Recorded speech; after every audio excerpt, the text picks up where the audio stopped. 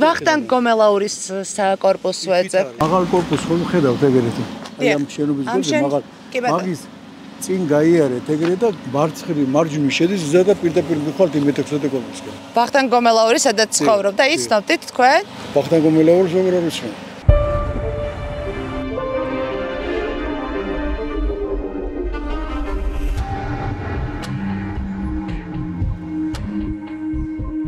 ვარკეთილის პირველი მიკრორაიონის ამ 16 სართულიან კორპუსში მდებარე ორი ბინით საქართველოს მთავრობაში მოსული ვახტანგ გომელაური მინისტრის პოსტს მრავალმილიონიანი ქონებით ტოვებს. მეზობლებს ვახო გომელაური აქ დღემდე კარგად ახსოვთ. გომელაურს ოროთახიანი ბინა ჰქონდა, ცოლს ნინო კუდუხაშვილს სამოთახიანი. ვახო გომელაურის კორპუსში სწორად მოვედით? დიახ, ეხლა არ ცხოვრობ, სად არის ვახო აქ? ვიცი რომ ადრე აქ ცხოვრობდა. ადრე ცხოვრობდა. რამდენი ხნის წინ? ორი წელია უკვე. ვახო გომელაურის გამდიდრების საიდუმლო სამოხსნა არითმეტიკის შესაძლებლობებს ცდება. 8380 ლარიანი ხელფასით ის უმუშევარ ცოლს და ორ შვილს არჩენდა. სანქციებამდე მოგზაურობდნენ ევროპის მასშტაბით. ყიდულობდნენ ბრენდულ სამოს და აიშენეს ვილა ტაბახმელაში. იყიდეს მიწები ეზოს გასადიდებლად.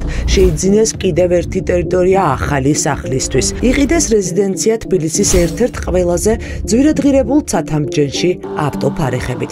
ქალიშვილის გათხოვების შემდეგ კი სიძის სახელზე არაერთი მდიდრული ქონება გაჩნდა. ეს ყველაფერი მაშინ, როდესაც მინისტრის ხელფასი 8380 ლარი იყო. ვეც ისე უცბად გავიგე რომ გადავიდნენ ძალიან ყოფილი იყო ყველა მარტო აქ კი არა საერთოდ გარშემო თუ დაცულები ვიყავით და კარბედნიერად გზნობდით თავს. მაშინაც კი როცა დაცვის სამსახურში მუშაობდა მაგ დროს ამბობთ? არა, მინისტრად რო დაინიშნა მე ნუ თავისთავად ყველა ყავდა და არ ვიცი ახლა მაგდენი ნამდვილად არ ვიცი, მაგრამ კიდე შემიძლია თქვა რომ იყო ძალიან კარგი ადამიანი. ახლა დაცულად თავს ტაბახმელაში მდიდარი ქართველების უბანში მცხოვრებლები გრძნობენ, სადაც ამ სამსართულიან ვილაში შინაგან საქმეთა უკვე ყოფილი მინისტრი ცხოვრობს. ყოდე აფხაზის ქუჩა. ეს დიდი გალავნით გარშემორტყმული მდიდრული სახლი შინაგან საქმეთა ყოფილი მინისტრის პირველი ძვირადღირებული შენაძენია. ვახტანგ გომელაური აქ ოჯახთან ერთად ცხოვრობს. მდიდარი ქართველების დასახლებაში 2000 კვადრატულ მეტრ მიწაზე სამსართულიანი სახლი ტერასით გომელაურმა მინისტრად დანიშვნიდან 3 წელიწადში აიშენა. სახლის საცხოვრებელი ფართი 420 კვადრატული მეტრია. შენობის პირველ სართულზე ჰოლი, დამხმარე ფართი, მისაღები ოთახი, სამზარეულო, საბილიარდო ოთახი და ავტოფარეხია განთავსებული. მეორე სართული სრულად საძინებლებს დაუთმეს. პროექტის მიხედვით აქ 4 საძინებელი ოთახია განთავსებული, რომელიც ქვედა და ზედა სართულებს შიდა კიბით უკავშირდება. მესამე სართულზე დიდი შემინული მისაღები ოთახია. გარე ფასადის უმეტესი ნაწილი ტრამენტინის ქვით მოაპირკეთეს. მეტი სინათლისთვის ალუმინის დიდი ვიტრაჟები დაამონტაჟეს. ეზო გაამწვალეს და დამხმარე ნაგებობა ჩადგეს. სახლს უზარმაზარი გალავანი შემოავლეს და თელს გაყოლებაზე მეტი სიმწვანისთვის ნაძვები დარგეს. ვახტანგ გომელაური ამტკიცებს, რომ ტაბახმელაში მიწის ყიდვაც და მდიდრული სახლის მშენებლობაც მხოლოდ და მხოლოდ 123,717 ლარი დაუჯდა, რაც ასეთი სახლისთვის არარეალური ფასია. მიწა ტაბახმელაში იაფი არ ღირს. იაფი არ ჯდება არც სამსართულიანი მდიდრული სახლის მშენებლობა. გადავამოწმეთ საბაზრო ღირებულება ფასი დაახლოებით 900,000 ლარს აღწევს. ბატონი ვახტანგი სახლშია? არ გახლავთ. სად ბრძანდება? რა გითხრა? ის მილიონიან ქონებებთან დაკავშირებით მე არავითარ კომენტარს არ გავაკეთებ. რა უნდა გააკეთოთ? ოჯახის წევრებთან გვაქვს კითხვა. არ ბრძანდებიან სახლში და რა უნდა? ყველა წავიდა? არ არიან სახლში, არ ვიცით როდის მოვლენ. ყველა წასულია? სახლში არავინ არ ემეთქი და მეტი რა გითხრათ ეხლა? არა, რატომ ეჭყობებით? არ გეჭყობებით, გეუბნებით სამჯერ რა გიცეთ სახლში არავინ არ არის. ტაბახმელაში ეს მდიდრული სახლი ვახტანგ გომელაურის ერთადერთი ქონება არ არის. შინაგან საქმეთა ყოფილი მინისტრის სახლის გასწვრივ ზუსტად იდენტური ზომის დიდი გალავნით გარშემორტყმული ეს მიწაც გომელაურის საკუთრებაა. ქონება ბიძინა ივანიშვილის ერთ დროს ყველაზე სანდო კაცს ფიქტიურად პირადი მცველის ცოლის ძმაზე აქვს გაფორმებული. თითქოს გარეშეპირის საკარმიდამო ტერიტორიაზე, სადაც 3 მცირე ზომის შენობა ნაგებობა ჩადგეს, ეზოც გაამწვანეს და მოაპირკეთეს, წლებია გომელაურის ოჯახის დაცვაა განთავსებული. ჭიხური ისევ ნიკა ომარაძის მიწაზე კიდგათ მისი ყოფილი დაცვის თანამშრომლის და ნათესავის ახლობლის. ისევ იქ ხართ განთავსებული? როგორც ადრე ვიყავით, ჯერჯერობით ისევად ალბათ ხვალზე, დღეს გვეთქვენ რაღაცა ცვლილებები იქნება. ჭავჭავაძის გამზირი 37. არქის სათამჯენში მე-15 სართულზე 200 კვადრატული მეტრი ფართობის აპარტამენტი ვახტანგ გომელაურმა 2 წლის წინ გადაიფორმა. თავად ამტკიცებს, რომ პრემიუმ კლასის საცხოვრებელ კორპუსში ხედით ვაკის პარკსა და კუს ტბაზე 9 მილიონზე მეტი 542,000 ლარი გადაიხადა, რაც საბაზრო ღირებულებაზე ბევრად ნაკლებია. 2 წლის წინ ნასყიდობის მომენტში ამ აპარტამენტების საბაზრო ღირებულება 1,9 მილიონ ლარზე მეტი იყო. მინისტრობის პერიოდში გომელაური ამ ქონებასაც დაცვის სახელზე მალავდა. აი ფაქტები. 2 ავტოფარეხი არქის სათამჯენში, რომელიც ახლა ვახტანგ გომელაურის საკუთრებაა, 2017 წლის 6 სექტემბრიდან შინაგან საქმეთა მინისტრის პირადი მცველის გიორგი მელაძის სახელზე იყო რეგისტრირებული. გომელაურმა კი ქონება 2024 წლის 19 ივლისს მას შემდეგ გადაიფორმა, რაც შაბათის ეთერმა დაცვის სახელზე გადამალულ მის ქონებას მიაგნა. რა გზებით მოაგროვა მილიონობით ლარის ქონება ვახტანგ გომელაურმა, რომლის ხელფასიც მთავრობაში მუშაობის დროს მაქსიმუმ 8,300 ლარი იყო. შეგიძლიათ ამიხსნათ და მასწავლოთ, როგორ შეიძლება გავხდე მილიონერი საჯარო სამსახურის ხელფასით? ბატონო? მთავრობაში მუშაობამ გომელაური მილიონერად აქცია, თუმცა არანაკლები ქონებაა გაფორმებული მისი ქალიშვილის ქმრის შალვა ომსარაშვილის სახელზე. ომსარაშვილს 2022 წელს ვახტანგ გომელაურის ქალიშვილთან ქორწინებამდე რამდენიმე თვით ადრე და მის შემდეგ 100,000 ლარად შეფასებული ქონება გადაუფორმეს. მზიური რეზიდენციის საცხოვრებელი კომპლექსი ვაკეში ერთ-ერთი ყველაზე მოთხოვნადი კორპუსია. აქ ბინის ფასი $5,700-საც კი აქცევს. მე-11 სართულზე მდებარე 113 კვადრატული მეტრი რეზიდენცია ვახტანგ გომელაურის სიძის საკუთრებაა. საჯარო რეესტრის მონაცემებით ქონება შალვა ომსარაშვილის სახელზე გომელაურის ქალიშვილთან ქორწინებამდე რამდენიმე თვით ადრე საბანკო სესხის გარეშე გადაფორმდა. ახლა ამ აპარტამენტის საბაზრო ღირებულება 1,700,000 ლარს აჭარბებს. 2022 წელს მინისტრის შვილზე ქორწინებიდან მალევე ომსარაშვილმა კიდევ ერთი ბინა თბილისის კიდევ ერთ ელიტურ კორპუსში გადაიფორმა. ამჯერად გრწანისის ყოფილი სამთავრობო რეზიდენციების მიმდებარედ 100 კვადრატული მეტრი ავტოსადგომით სახლი იპოთეკით ყიდვიდან 2 წელიწადში 2024 წლის 12 იანვარს დატვირთეს. ამ ქონების საბაზრო ღირებულება, რომელიც ვახტანგ გომელაურის უქონელმა სიძემ შეიძინა, დაახლოებით 600,000 ლარია.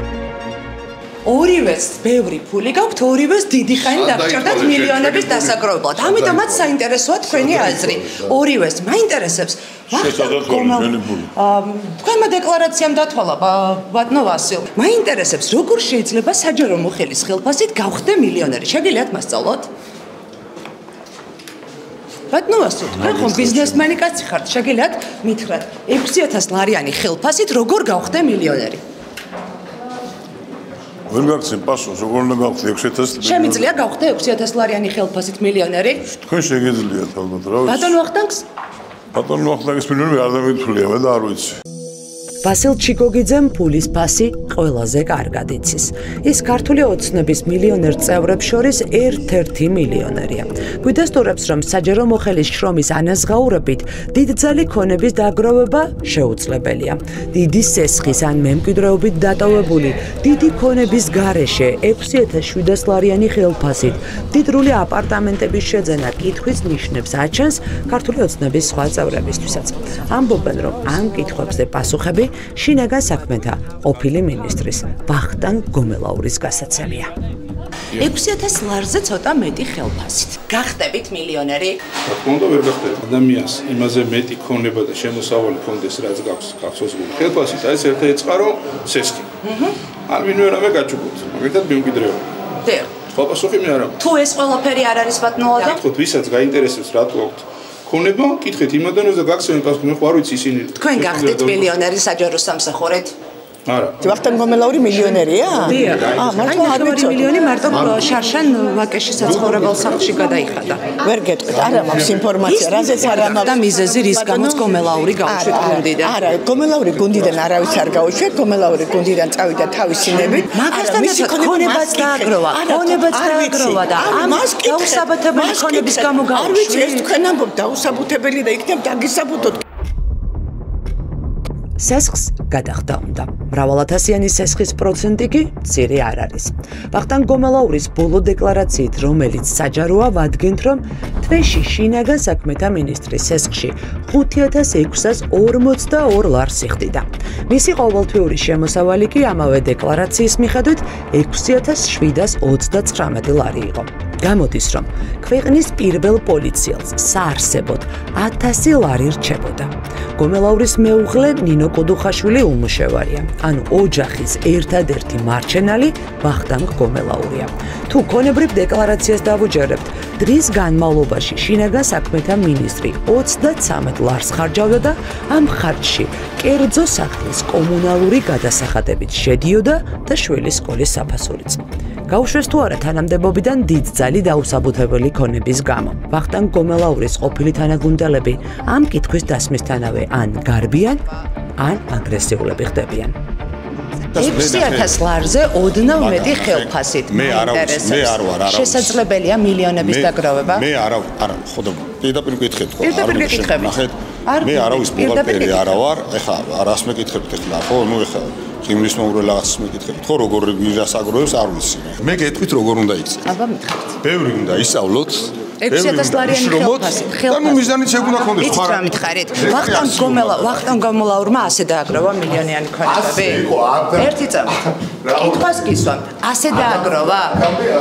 ასე დააგროვა ბატონო ალუდა? ბატონო. დაუსაბუთებელ ქონებას შეეწირა მისი თანამდებობა. დიდი მადლობა ბატონო ვახტანგს და ის არის უაღრესად მისცემული. მითხარით როგორ იშოვა საჯარო მოხელე როდის იყავით ბოლოს პარლამენტში? პრესიდენტს დაურეკა ეს მართლა არავინ აღარ იქცეოდა. გაიცანით რა წესებს? ყველანაირი ნორმის დარღვევით. აკრედიტაცია შემიჩერებთ, სანქციებით გვემუქრება. კარგი მიზეზები გაქვთ ნაპოლი. თავდაცვის კითხვები ხელის გარეშეც გავალ ბატონგივი. არ არის აუცილებელი. მიბრძანდით. ელიტურ უბნებში საცხოვრებელი სახლების ყიდვის გარდა ბიძინა ივანიშვილის სანდოკაც ძვირადღირებული ლუქს კლასის ავტომობილებით ხიბლავს.